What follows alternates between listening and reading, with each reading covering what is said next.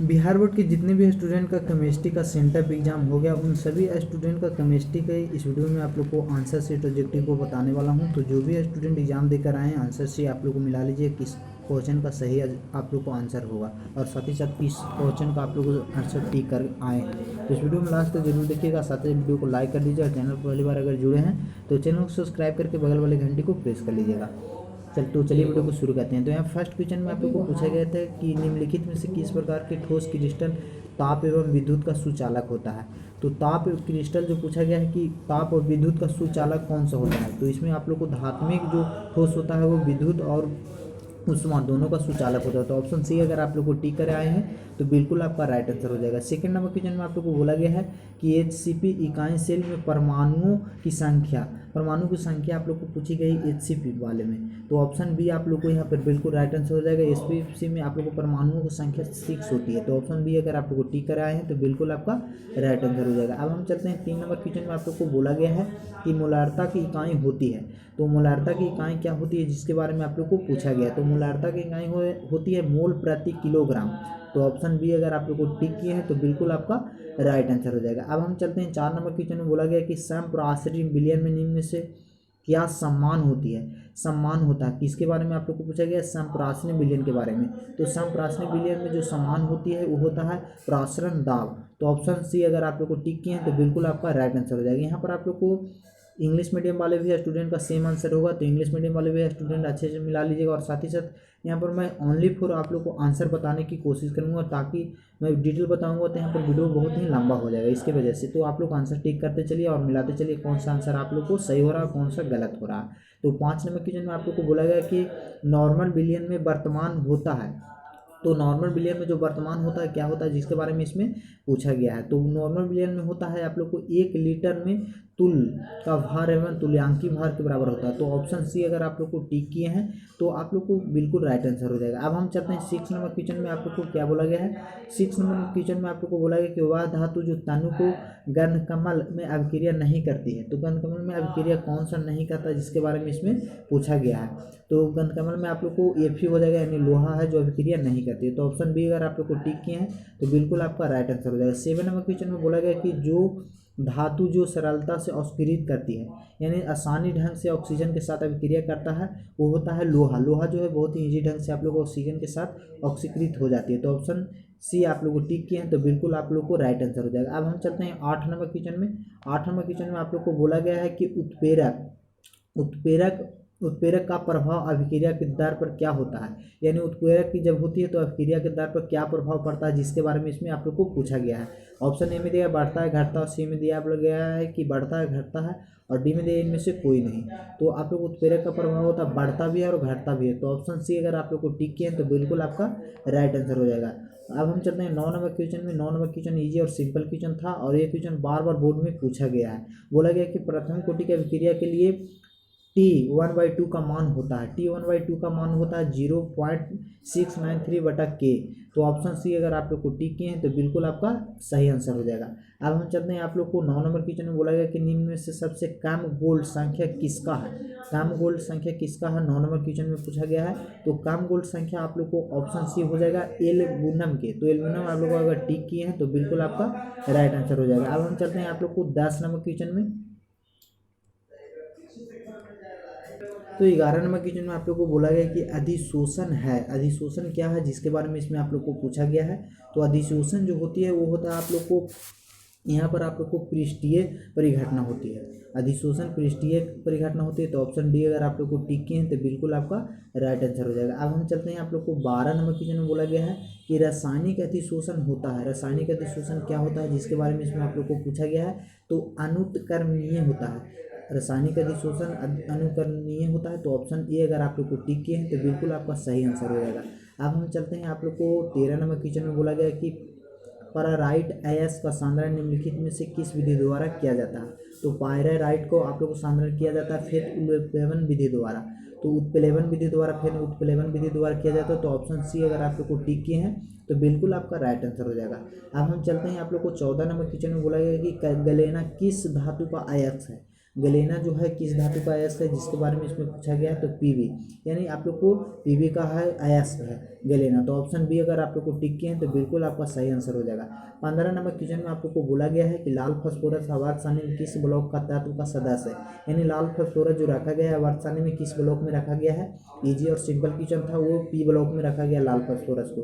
ध्यान से याद कर लीजिएगा भी, ये क्वेश्चन आप लोग को बार बार बोर्ड में पूछा जाता है। तो ऑप्शन बी अगर आप लोग को टिक किए हैं तो बिल्कुल आपका सही आंसर हो जाएगा। अब हम चलते हैं आप लोग को 16 नंबर क्वेश्चन में।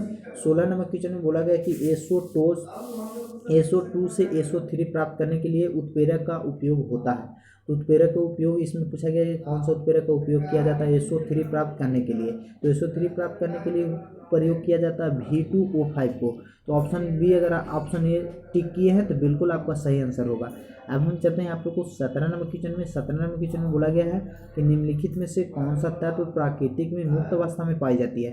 तो प्राकृतिक में जो मुक्त अवस्था में पाई जाती है वो नाइट्रोजन एक ऐसा तत्व है जो मुक्त अवस्था में पाई जाती है। तो ऑप्शन ए आपका बिल्कुल यहाँ पर राइट आंसर हो जाएगा। अब हम चलते हैं आप लोग को 18 नंबर क्वेश्चन में बोला गया कि H3PO3 का क्षारकता है। क्षारकता किसका है जिसके बारे में इसमें आप लोग को पूछा गया है। तो क्षारकता जो है 2 है इसमें। तो ऑप्शन बी आपको बिल्कुल यहाँ पर राइट आंसर हो जाएगा। अब हम चलते हैं 19 नंबर क्वेश्चन में बोला गया कि निम्नलिखित में से कौन सा अधिकतम क्षारीय है। इसमें आप लोग को अधिकतम क्षारीय का मान पूछा गया है, कौन सा सबसे अधिकतम हाईएस्ट क्षारीय है। तो आप लोग को SbH3 जो है सबसे अधिक क्षारीय है। तो ऑप्शन डी अगर आप लोग को टिक किए हैं इसमें तो बिल्कुल आपका यहाँ पर राइट आंसर हो जाएगा। अब हम चलते हैं 20 नंबर क्वेश्चन में बोला गया है कि अम्लराज का मिश्रण है, यानी अम्लराज का मिश्रण जो है उसका रासायनिक सूत्र कौन सा है जिसके बारे में इसमें आप लोग को पूछा गया है। ऑप्शन में दिया गया है अम्लराज का मिश्रण का इसमें सूत्र पूछा जा रहा है। तो ऑप्शन बी का आपको जो क्वेश्चन नंबर आप लोग को 20 है इसका सही आंसर आप लोग को ऑप्शन ए हो जाएगा। तो ऑप्शन ए यहाँ पर अम्लराज का सूत्र होता है। तो ऑप्शन ए अगर आप लोग को टिक किए तो बिल्कुल आपका सही आंसर हो जाएगा। अब हम चलते हैं 21 नंबर क्वेश्चन में बोला गया है कि H2O यानी जल का अणु का ऑक्सीजन की परमाणु संकरण पूछा गया है इसमें। तो परमाणु संकरण जो होता है जो जिसके बारे में इसमें आप पूछा गया है। तो 21 नंबर का सही आंसर आप लोगों को sp3। तो ऑप्शन सी अगर आप लोग को टिक किए हैं तो बिल्कुल यहाँ पर आपका राइट आंसर हो जाएगा। अब हम चलते हैं 22 नंबर क्वेश्चन में बोला गया कि सल्फर का अणुसूत्र होता है। तो सल्फर का अणुसूत्र क्या होता है जिसके बारे में इसमें आप लोग को पूछा गया है। तो सल्फर का अणुसूत्र होता है आप लोग को S8 होता है। तो ऑप्शन डी अगर आप लोग को टिक किए हैं तो बिल्कुल इसमें सही आंसर होगा। 23 नंबर क्वेश्चन में बोला गया कि कॉपर सल्फेट KCN का अधिकतम घुल कर बनता है। तो KCN जो अधिकतम घुल कर बनता है किससे बनता है जिसके बारे में इसमें आप लोग को पूछा गया है। तो ऑप्शन सी अगर आप लोग को टिक करके आए हैं तो बिल्कुल यहाँ पर आपका राइट आंसर हो जाएगा। अब हम चलते हैं 24 नंबर क्वेश्चन में। 24 नंबर क्वेश्चन में आप लोग को बोला गया है कि निम्नलिखित में से कौन सा ढलवा लोहा के प्रमुख अशुद्धि के रूप में उपस्थित होता है। यानी ढलवा लोहा होता है उसमें प्रमुख अशुद्धि क्या होता है जिसके बारे में इसमें आप लोग को पूछा गया है। तो 24 नंबर क्वेश्चन का आपका सही राइट आंसर हो जाएगा। आप लोग को कार्बन आप लोग को अगर टिक करके आए हैं तो बिल्कुल आप लोग को राइट आंसर हो जाएगा। इसमें ढलवा लोहा में कार्बन अशुद्धि उपस्थित होता है। तो ऑप्शन डी बिल्कुल सही आंसर हो जाएगा। अब हम चलते हैं 25 नंबर इजी और सिंपल क्वेश्चन था कि डी ऑर्बिटल का आकार होता है। ऑर्बिटल का आकार किस प्रकार का होता है डी ऑर्बिटल का। तो इसमें 25 नंबर का सही आंसर आपको हो जाएगा ऑप्शन नंबर डबल। आप लोग को डबल डिम्पल होता है। तो आप यहाँ पर आप लोग को सही आंसर सी हो जाएगा। तो आप लोग सी अगर टिक किए हैं तो बिल्कुल आपका राइट आंसर हो जाएगा। अब हम चलते हैं आप लोग को 26 नंबर क्वेश्चन में बोला गया कि सोना धातु की ऑक्सीकरण संख्या होती है। तो सोना धातु का ऑक्सीकरण संख्या क्या होती है जिसके बारे में इसमें आप लोग को पूछा गया है। तो 26 नंबर का आपका सही आंसर हो जाएगा +1 होता है सोना धातु का ऑक्सीकरण संख्या। तो ऑप्शन ए अगर आप लोग को टिक किए हैं तो बिल्कुल आपका सही आंसर हो जाएगा। अब यहाँ पर आप लोग को 27 नंबर क्वेश्चन में बोला गया है कि Cu2+ आयन के साथ अमोनिया की अधिकता में अभिक्रिया करने से गहरे नीले रंग का संकुलन बनता है, उसका सूत्र इसमें पूछा गया है।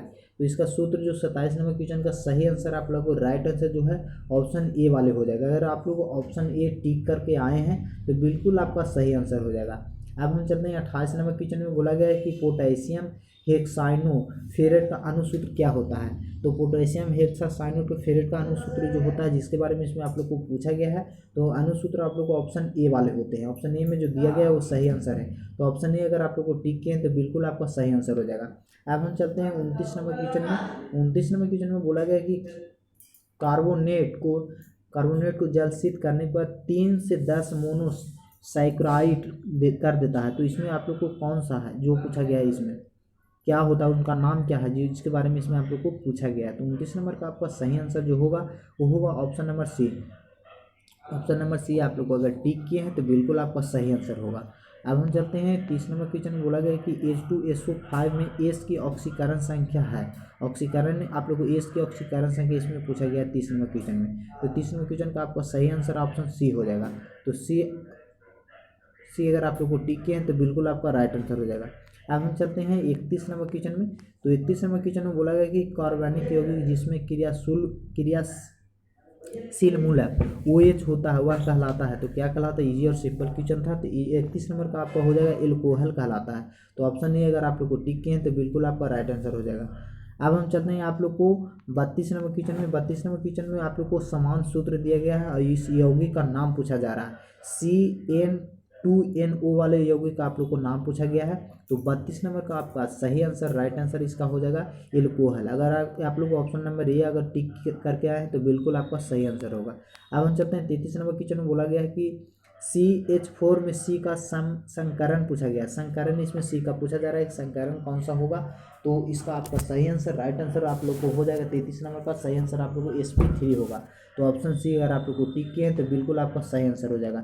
अब हम चलते हैं 34 नंबर क्वेश्चन में। बोला गया कि बेंजीन में पाई बॉन्डों की संख्या पूछी गई। इजी और सिंपल क्वेश्चन था।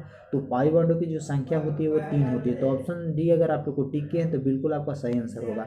अब हम चलते हैं इसमें 35 नंबर क्वेश्चन में पूछा गया कि फिनानॉल में सिग्मा बॉन्ड की संख्या पूछी गई है। फिनानॉल को सिग्मा बॉन्ड की संख्या क्या होती है जो पूछा गया है? तो फिनानॉल में सिग्मा बॉन्ड की संख्या 8 होती है। तो ऑप्शन बी अगर आप लोग को टिक किए हैं तो बिल्कुल आपका सही आंसर होगा। अब हम चलते हैं आप लोग को 36 नंबर क्वेश्चन में। बोला गया कि एल्डिहाइड का सक्रिय मूलक क्या है? एल्डिहाइड का सक्रिय मूलक पूछा गया। इजी और सिंपल क्वेश्चन था। 36 नंबर का आपका सही आंसर बी होगा।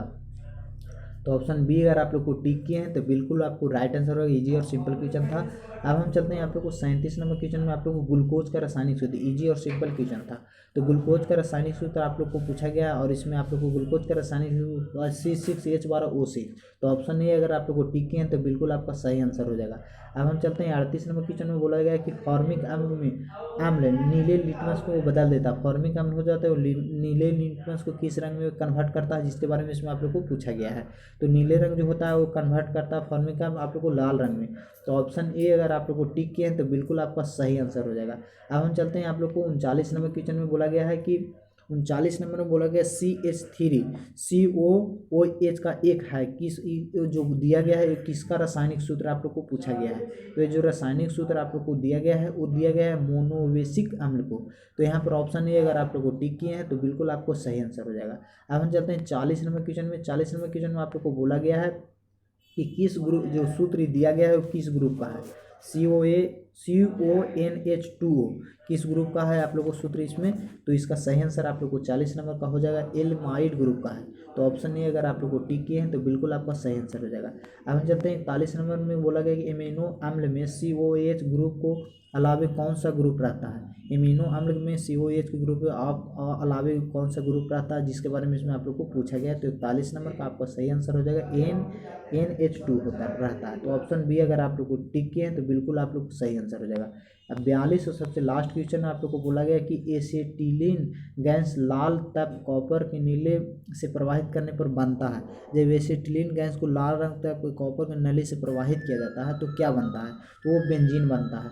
ऑप्शन ए अगर आप लोग को टिक किए हैं तो बिल्कुल आपका सही आंसर हो जाएगा। तो जितने भी स्टूडेंट आप लोग को 42 ऑब्जेक्टिव इसमें आप लोग को पूछा गया था क्वेश्चन में, जिसमें आप लोग को 35 ऑब्जेक्टिव को जवाब देना था।